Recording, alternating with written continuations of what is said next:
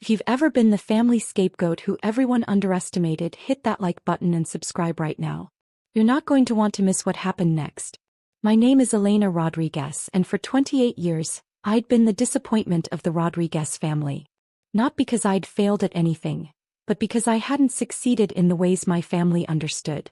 My brother Marcus was the golden child. Graduated from business school, married Amanda who came from old money, worked at our father's commercial real estate firm.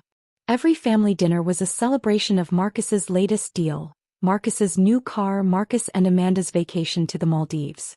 I was the artist, the dreamer, the one who wasted my college years studying architecture instead of business, the one who worked at a small sustainable design firm instead of joining the family company, the one who lived in a modest apartment in the arts district instead of the suburbs where respectable people lived.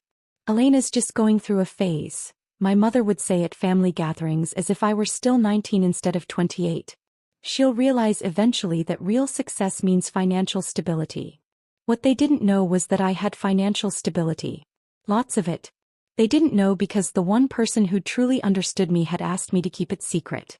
My grandmother Margaret had been different from the rest of the Rodriguez family. While they worshipped money and status, she'd valued creativity, integrity, and independence. She'd been an architect herself back in the 1960s, one of the few women in the field. She understood what it meant to be dismissed, underestimated, and to prove everyone wrong. Elena, she told me 3 years before she passed, sitting in her sunroom surrounded by her architectural sketches, I'm going to do something and I need you to trust me. I'm going to transfer my properties to you, all 12 of them. But I don't want anyone to know yet. I'd been shocked. Grandma, those properties are worth millions. Exactly. And your brother thinks they're coming to him. Your parents think they're coming to them. I want to see who people really are when they think there's an inheritance at stake. Her eyes had been sharp, knowing. I want you to see it too. So you'll know who deserves a place in your life when I'm gone. The properties were remarkable. Grandma Margaret had bought them strategically over 40 years. 8 residential buildings in gentrifying neighborhoods, 3 commercial spaces in the downtown arts district, and a historic building she'd restored herself. Together, they generated approximately $147,000 in monthly rental income. We'd worked with her attorney, David Chin, to transfer everything into a trust with me as the sole beneficiary. The transfers were legal, recorded, and absolutely binding. But Grandma Margaret had kept paying the property taxes from her personal account. She'd kept managing everything herself. To the family nothing had changed. Just watch, she'd said. Watch what they do when they think you're getting nothing. Watch what they say about you. Then you'll know the truth. She'd been right. The moment Grandma Margaret died, the mask came off. At her funeral, before her body was even in the ground, Marcus had pulled me aside in the church parking lot. Just so you know, Elena, the properties are going to be managed professionally now. By me. Dad and I have already discussed converting some to luxury condos. We'll finally make them profitable. They're already profitable, I'd said quietly. He'd laughed. Barely. Grandma was too sentimental, renting to artists and nonprofits at below market rates. That's going to change. I'd said nothing. Just like Grandma Margaret had taught me, watch and document. Over the next 3 months I watched plenty. I watched Marcus hire an expensive property appraiser and start planning renovations before the will was even read. I watched him tell tenants, people who'd lived in those buildings for decades, that their rents would be doubling. I watched him schedule meetings with developers about tearing down the historic building that Grandma Margaret had spent 10 years restoring. I watched my parents nod along with everything, talking about their share of the inheritance, planning their retirement to Scottsdale. I watched Amanda post on social media about finally getting what we deserve, and waiting for deadweight to get cleared away. And I watched them talk about me. Elena's just going to have to accept that she's not getting anything, my mother said at a family dinner I wasn't invited to, but my cousin Maria recorded for me. Margaret was generous to include her in the will at all. She'll probably get some jewelry or books. If she's smart, she won't make a fuss, Marcus added. We might throw her a bone. Let her rent one of the commercial spaces at a discount for her little design projects. Amanda's laugh was cruel. Why would we do that? She's never contributed anything to this family. She doesn't deserve our charity. I listened to that recording 3 times. Each time Grandma Margaret's words echoed in my mind, "Now you know the truth." But I wasn't just watching. I was building. What my family didn't know was that I hadn't just been playing artist for the past 10 years. I'd been creating something extraordinary. My small sustainable design firm was called Verde Architecture, and I was the founder and principal architect. We specialized in adaptive reuse, taking old, forgotten buildings and transforming them into sustainable, beautiful spaces. In the past 5 years, we'd completed 18 major projects across 3 states. Our revenue last year? $8.3 million. My personal income? $340,000, not including the rental income from Grandma Margaret's properties. I'd been featured in Architectural Digest twice. I'd won the National AIA Young Architects Award. I'd been invited to speak at conferences in Barcelona, Tokyo, and Toronto. But I'd done it all quietly. I used my mother's maiden name professionally, Elena Reyes instead of Elena Rodriguez. I didn't post about my success on social media. I drove a 10-year-old Honda Civic. I kept my modest apartment even though I could afford much better. Why? Because Grandma Margaret had taught me to value the work over the recognition. And because I'd wanted to see exactly what she wanted me to see, who my family really was when they thought I had nothing. The rental properties Grandma Margaret had left me weren't just valuable, they were perfectly aligned with my work. 3 of the residential buildings were in neighborhoods where artists and young families were being priced out. The commercial spaces housed a ceramic studio, a community theater, and a non-profit arts education center. The historic building contained 6 affordable live-work spaces for emerging artists. For 3 years I'd been working with David Chin to not just maintain these properties but improve them. We'd added solar panels. We'd upgraded insulation and windows. We'd created a rent stabilization program that protected long-term tenants. We'd established a scholarship fund for young artists who couldn't afford studio space. The properties now generated $147,000 monthly, $1.76 million annually, while providing affordable housing and creative space for over 200 people. Marcus's plan to convert them to luxury condos would destroy all of that. It would displace every single tenant. It would erase Grandma Margaret's legacy. It would also be completely illegal since he didn't own the properties. Drop a comment and let me know where you're watching from tonight. The estate meeting was scheduled for October 15th, exactly 4 months after Grandma Margaret's death. David Chin had been legally required to wait through the probate period, even though the properties had already been transferred years earlier. I'd asked David not to tell Marcus about the transfers yet. "I want to hear what he plans to do," I'd explained. "I need to document his intentions." David had been reluctant, but he'd agreed. "Just remember, Elena, this is going to be ugly." He had no idea how ugly.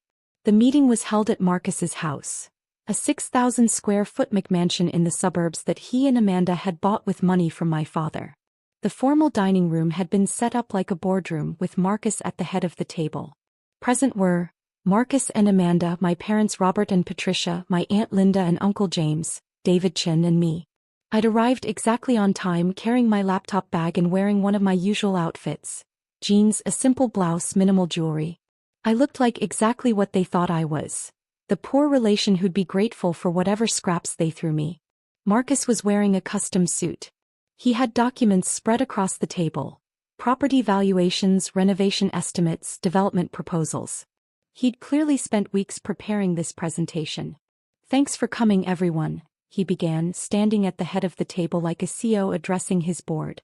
"I know this has been a difficult time, but Grandma Margaret would want us to handle her estate professionally and profitably."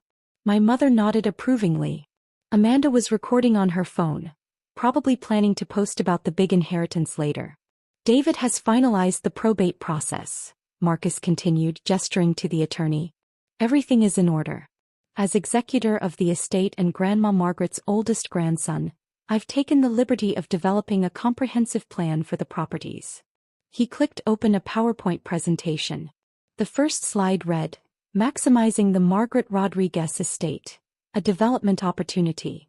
I felt my jaw tighten, but I kept my expression neutral. I opened my laptop, appearing to take notes. Actually, I was recording everything, audio and video, through a discrete camera in my laptop bag. Marcus walked through his plan. Convert 8 residential buildings to luxury condos. Evict all current tenants. Sell the commercial spaces to a developer who wanted to build a boutique hotel. Demolish the historic building and sell the land. Projected profit, $43 million. Of course, Marcus said, smiling around the table. This will be split among the family members named in the will. Dad and Mom will receive 40%. Linda and James 20%. I'll retain 30% as executor and project manager and... He paused, looking at me with something between pity and contempt.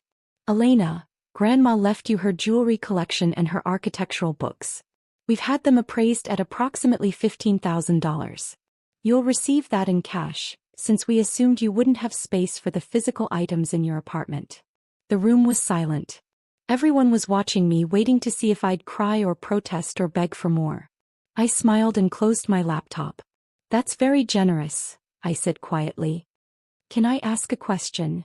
Marcus looked surprised that I wasn't fighting. Of course. These tenants you're planning to evict, have you notified them yet? No, but we'll begin the process next week. 60 days notice, everything legal.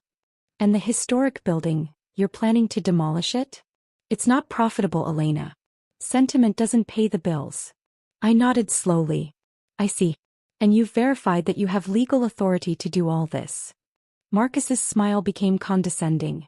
I'm the executor of the estate, Elena. I have complete authority. David, I said, turning to the attorney, is that accurate? David Chin cleared his throat. He looked uncomfortable but professional. Actually, Marcus, I need to clarify something important. The preparation for this moment had taken 3 years. 3 years of watching, documenting, and building an ironclad case. Let me tell you what I'd been doing while Marcus planned his luxury condos. First, I'd worked with David Chin to ensure every aspect of the property transfer was legally bulletproof. We had original transfer documents signed by Grandma Margaret and witnessed by 3 independent parties. Recorded deeds at the county recorder's office, time-stamped and certified. Trust documents establishing me as sole beneficiary. Property tax records showing continuous ownership. Title insurance policies in my name. Bank accounts in my name receiving all rental deposits. Second, I documented everything Marcus had done since Grandma Margaret's death.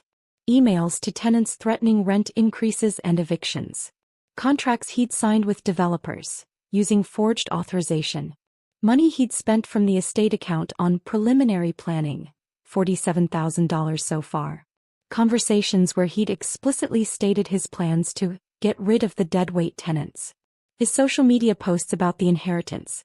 Text messages between him and Amanda discussing how much they'd profit.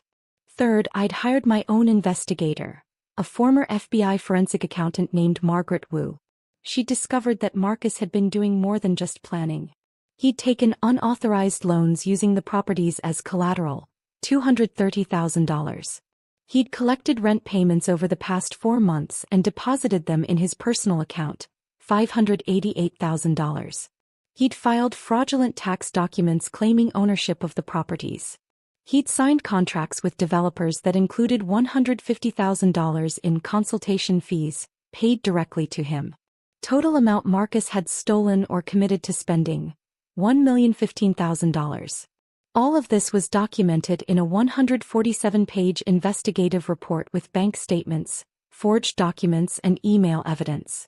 Margaret Wu had also identified potential federal charges: wire fraud, identity theft, and filing false tax documents. Fourth, I'd protected the tenants. I'd quietly visited each property, introduced myself as the actual owner, and assured them their leases were safe. I'd had David Chin send formal letters guaranteeing their tenancy rights. Several tenants, including the nonprofit director and a retired couple who'd lived in one building for 30 years, had provided sworn affidavits about Marcus's threats. Finally, I'd prepared for the emotional impact. I'd worked with my therapist to ensure I could stay calm during the confrontation. I'd practiced my statements. I'd anticipated every possible response and prepared for it. Grandma Margaret had taught me that revenge wasn't about anger. It was about precision. Hit that subscribe button if you've ever had to set boundaries with toxic family, because what happened next changed everything. David Chen's throat-clearing silenced the room. Marcus, he said carefully, You are the executor of Margaret Rodriguez's will. That's correct. But that role doesn't give you authority over these properties. Marcus frowned. What are you talking about? The properties are the primary asset of the estate. No, David said, opening his briefcase. They're not. He pulled out a folder and slid it across the table. These properties were transferred out of Margaret Rodriguez's estate 3 years ago. The transfers were legal, recorded, and irrevocable. They are not part of the probate process. Marcus grabbed the folder, Amanda leaning over his shoulder. I watched the color drain from his face as he flipped through page after page of transfer documents, recorded deeds and trust papers. This is... He sputtered. This can't be legal. She didn't have the mental capacity. She absolutely did, David interrupted. She was evaluated by 2 independent physicians before the transfers. Both confirmed full mental capacity. Their reports are in that folder. My father stood up, his face reddening. Who did she transfer them to? Linda? James? No, I said quietly, and everyone turned to look at me. I opened my laptop and pulled up a document on the screen. She transferred them to me. The room erupted. What? Amanda shrieked. That's impossible, my mother shouted. Marcus was shaking his head violently. No, this is fraud. You manipulated her. I did nothing of the sort, I said calmly. I pulled a USB drive from my bag and handed it to David, who plugged it into the TV mounted on the wall. The screen filled with a video, Grandma Margaret, sitting in David Chen's office, clearly alert and healthy. Her voice filled the room. I, Margaret Rodriguez, being of sound mind and body, do hereby transfer the following properties to my granddaughter, Elena Rodriguez, effective immediately. I make this decision freely without coercion, because Elena embodies the values I hold most dear: integrity, creativity, and compassion. She will protect these properties and the people who depend on them, which is something I cannot trust anyone else in my family to do. The video continued for 10 minutes. Grandma Margaret listed every property, explained her reasoning, and directly addressed potential challenges to her mental capacity. I know Marcus will claim I was confused or manipulated, she said, looking directly into the camera. I am neither. I'm simply choosing to leave my legacy to someone who deserves it. When the video ended, the room was silent except for my mother's sobbing. Then Marcus exploded. This is bullshit. You're a nobody, Elena. You work at some hippie design firm making poverty wages. You can't even manage your own life, let alone 12 properties worth millions. Actually, I said and pulled up another document on my laptop. Let me clarify a few things. I turned the screen so everyone could see. It showed the Verde Architecture website, with my photo prominently displayed as founder and principal architect. I don't work at a design firm. I own one. Verde Architecture generated $8.3 million in revenue last year. I personally earned $340,000, not including the $1.76 million annual income from Grandma Margaret's properties. My mother's mouth fell open. I clicked to the next slide, a photo of me receiving the AIA Young Architects Award. I've won multiple national awards for my work in sustainable architecture. I've been featured in Architectural Digest, Dwell, and Architect magazine. I've spoken at international conferences. I paused. I used my mother's maiden name professionally so none of you would know. I wanted to build something without your interference or your demands for money. Amanda was backing away from the table, her hand over her mouth. But I wasn't done. Now, Marcus, let's talk about what you've been doing for the past 4 months. I pulled out a second folder, the one Margaret Wu had prepared. You've collected $588,000 in rent from properties you don't own and deposited it in your personal account. That's theft. I slid a bank statement across the table highlighting the deposits. You've taken out $230,000 in unauthorized loans using these properties as collateral. That's fraud. Another document. Marcus's hands were shaking as he looked at it. You've signed contracts with developers that include $150,000 in consultation fees paid to you for properties you don't own. That's embezzlement and wire fraud. I looked at him steadily. You've stolen or committed to spending $1,015,000 of my money. The money was deposited into your accounts, which means there's a clear electronic trail. Federal investigators are very interested in cases involving wire fraud and identity theft. I didn't know. Marcus shouted. I thought the properties were mine. I thought. You thought wrong, I said. And even if you had owned them, collecting rent before probate was complete would still be illegal. You knew that. You chose to do it anyway. My father found his voice. Elena, surely we can work this out as a family. No, I said simply. We can't. Because here's what else I have. I pulled up the recordings, audio files of Marcus's conversations with tenants, threatening evictions. Emails to developers planning demolition. Text messages to Amanda about finally getting rid of the family's dead weight. I have documentation of every threat you made to my tenants. Every illegal contract you signed. Every dollar you stole. I looked around the table. All of you were planning to profit from displacing 200 people from their homes. Artists. Families. A non-profit that provides free art classes to underprivileged children. You were going to destroy all of that for money. My mother tried a different approach, her voice breaking. Elena, honey, we're family. No, I said, and my voice was harder now. Family doesn't treat each other the way you've treated me for 28 years. Family doesn't call each other dead weight. Family doesn't laugh about throwing bones to the family failure. I played the recording from the dinner I hadn't been invited to. My mother's voice filled the room. Elena's just going to have to accept that she's not getting anything. Amanda's voice. She's never contributed anything to this family. She doesn't deserve our charity. I watched my mother's face crumble as she heard her own words played back. This is who you are, I said quietly. This is who you've always been. Grandma Margaret knew it. That's why she gave everything to me. Not because I manipulated her, but because she trusted me to do what she would have done. Protect the people who need protecting. At that moment there was a knock on the door. David Chin stood. That will be the federal agents.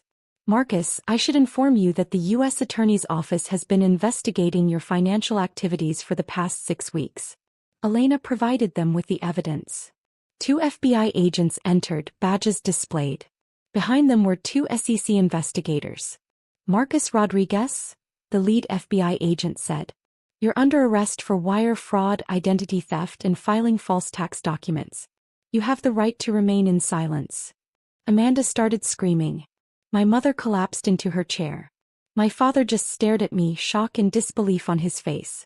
As they handcuffed Marcus, he looked at me with pure hatred. You destroyed me, he hissed. No, I said. You destroyed yourself. You just assumed I'd never fight back. The agents led Marcus out. Amanda ran after them, sobbing. The room fell into chaos. My mother crying, my father shouting at David Chin, my aunt and uncle sitting in stunned silence. I calmly packed my laptop into my bag. Elena, my father said, his voice dangerous. You're making a mistake. We're still your family. You can't just. I can, I said. And I am. You're all removed from my life, effective immediately. Don't contact me. Don't come to my home. Don't try to explain or apologize. We're done. You'll regret this, my mother screamed through her tears. You'll be alone. I paused at the door and looked back at her. I'm not alone, Mom. I have people who love and respect me. I have business partners who believe in me. I have tenants who sent me cards thanking me for protecting their homes. I have colleagues who value my work. I have friends who've been documenting your behavior for years. I smiled. What I don't have is family who treats me like garbage while expecting me to be grateful for it. You're heartless. Amanda shouted from the doorway. Marcus made one mistake. One mistake. I pulled out my phone and showed her Margaret Wu's report. Page 47 details how Marcus has been embezzling from the family business for 3 years. Page 73 shows his gambling debts totaling $340,000. Page 89 documents his affair with his secretary, which you might want to read. Amanda's face went white. She snatched the phone, scrolling frantically through the report. I took my phone back. The affair details are on pages 89 through 104. There are photos. I'll email you the full report. I walked out, leaving Amanda standing frozen in the doorway. Behind me, I could hear my mother wailing, my father shouting, and Amanda demanding answers from the FBI agents about Marcus's other crimes. I got in my Honda Civic and drove away. I didn't look back. The consequences for my family came swiftly and completely. Within 24 hours, Marcus was denied bail due to flight risk. The $230,000 in unauthorized loans came due immediately, and his bank accounts were frozen by federal order. His credit cards were declined. Amanda tried to withdraw money from their joint accounts and discovered they were empty. Marcus had gambled most of it away. The story broke in the local news. Local businessman arrested for million-dollar fraud scheme. The article detailed how Marcus had attempted to steal properties from his sister and had embezzled from his own family's company. Within 48 hours, my father's commercial real estate firm fired Marcus permanently and hired a forensic accountant to audit the books. They discovered Marcus had been skimming $15,000 monthly for 3 years, an additional $540,000 in theft. Amanda filed for divorce, citing the affair and financial deception. She moved back to her parents' house.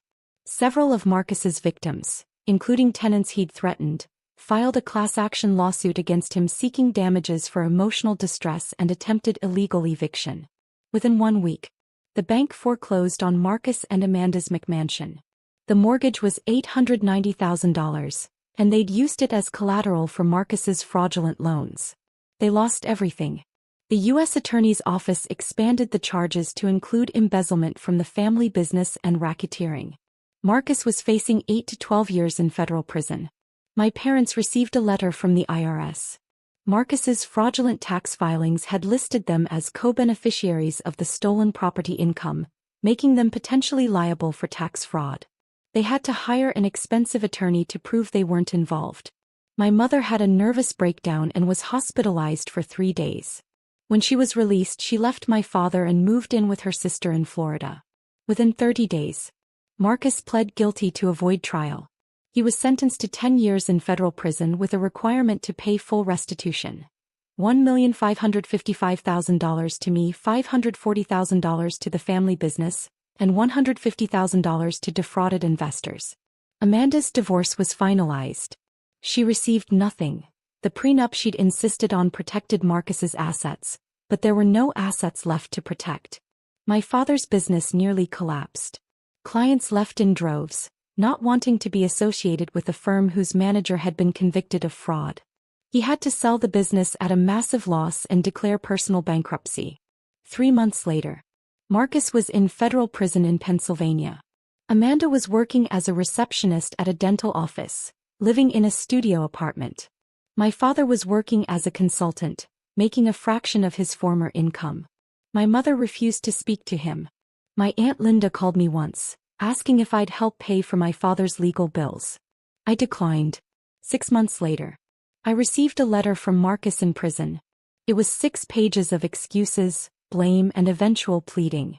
He claimed he'd been under financial pressure, that Amanda had expensive taste, that Dad had put too much pressure on him to succeed, that I should forgive him because we were blood. I threw it away without finishing it. While my family's world collapsed, mine flourished. I maintained Grandma Margaret's properties exactly as she would have wanted. I kept the affordable rents. I improved the buildings with sustainable upgrades. I started a grant program offering free studio space to emerging artists for their first 2 years. The historic building that Marcus wanted to demolish? I turned it into the Margaret Rodriguez Center for the Arts, a mixed-use space with affordable artist studios, a gallery, and a community workshop. We held the grand opening on what would have been Grandma Margaret's 80th birthday. Verde Architecture expanded. We hired 5 new architects and opened a second office. Our revenue this year will exceed $12 million. I've been invited to serve on the board of the National Trust for Historic Preservation. I also built my chosen family. My business partner, James, who'd believed in me when I was just a junior architect with big dreams, became like a brother to me. My best friend Maria, who'd been documenting my family's cruelty for years, stood by me through everything. My mentor, Professor Chin, no relation to David, who taught me that architecture was about people, not just buildings, continued to guide me. And I met someone, an environmental engineer named Daniel, who understood that success wasn't about money or status, but about doing meaningful work. We got engaged last month. He proposed in the community garden we'd built together behind one of the residential buildings. My tenants threw us an engagement party. Over 200 people came, artists, families, nonprofit workers, business owners. They decorated the Margaret Rodriguez Center and made speeches about community and kindness. My biological family wasn't invited. I think about Grandma Margaret often. She'd wanted me to see the truth and I had. But she'd also taught me something more important. That family isn't about blood. It's about who shows up for you, who believes in you, who protects what you value instead of trying to exploit it. The properties she left me weren't just real estate. They were a test, a lesson, and a gift. The test showed me who my family really was. The lesson taught me to value myself. The gift gave me the resources to build something beautiful. A year after the confrontation, I received one more letter. This one from my mother. She apologized. She said she'd been wrong, that she'd let status and money corrupt her values, that she wanted to rebuild our relationship. I considered it carefully. I talked to my therapist. I discussed it with Daniel and Maria and James. Then I wrote back, I accept your apology, but I'm not interested in rebuilding a relationship. You taught me that family bonds aren't sacred, they're earned. You didn't earn them. I hope you find peace, but you'll find it without me. I meant it. Sometimes people ask if I regret how things turned out. If I wish I'd handled it differently. If I feel guilty about Marcus being in prison or my parents' business failing. I don't. They made their choices. They chose greed over integrity. They chose status over kindness. They chose to exploit and dismiss me, and when that backfired, they chose to blame me instead of taking responsibility. I chose differently. I chose to protect what mattered. I chose to build instead of destroy. I chose the people who deserved my loyalty. Grandma Margaret was right about everything. She knew exactly what would happen and she trusted me to handle it. I wake up every morning in a home I designed myself, next to a man who loves me for who I am, knowing that my work provides housing and opportunities for hundreds of people. I manage properties that honor my grandmother's legacy. I run a business that creates beautiful, sustainable spaces. My brother wakes up in a federal prison cell, serving 10 years for crimes he committed out of greed and entitlement. That's not revenge. That's just consequences. And consequences, as Grandma Margaret would say, are the best teacher of all. If you've ever had to walk away from toxic family to save yourself, tell me your story in the comments. What would you have done in my situation? Does any of this feel familiar? Because if you've been there, if you've ever been dismissed, exploited, or underestimated by the people who were supposed to love you unconditionally, I want you to know something important. You're not alone. You deserve better. And sometimes the family you build is stronger than the family you're born into. Grandma Margaret taught me that. And now I'm teaching it to every young person who rents studio space at the Margaret Rodriguez Center, every family living affordably in her buildings, every artist who gets a chance because someone believed in them. That's the legacy she left me. Not just properties and money, but the courage to demand better and the wisdom to build something that lasts. And that's worth more than any inheritance.